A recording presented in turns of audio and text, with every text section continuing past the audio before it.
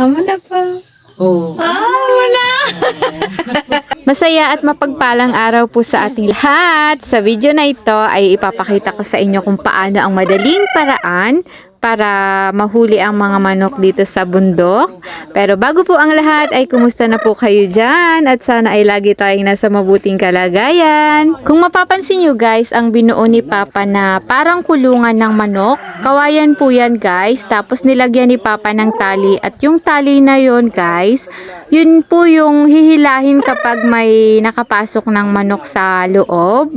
Pero syempre, para lumapit sila dyan, ay tatawagin natin sila at magsasabi tayo ng patuka sa mga manok. So, let's go guys! Comment nga po yung mga nakaranas na ng ganitong paghuli sa manok. At sa lugar nyo po, paki-comment nga po kung paano nyo hinuhuli ang inyong mga alagang manok. Maraming salamat po!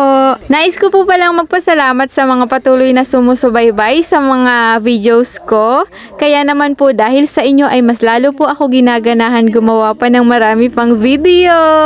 Hanggang dito na lang po muna ang ating vlog at sana ay pagpalain kayo dahil sa panonood nyo sa mga videos ko. Amo na pa. Oo. Wala.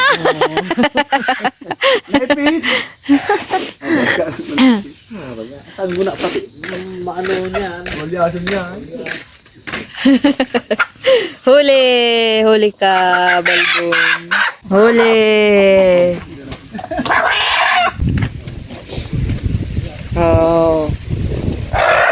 Huli.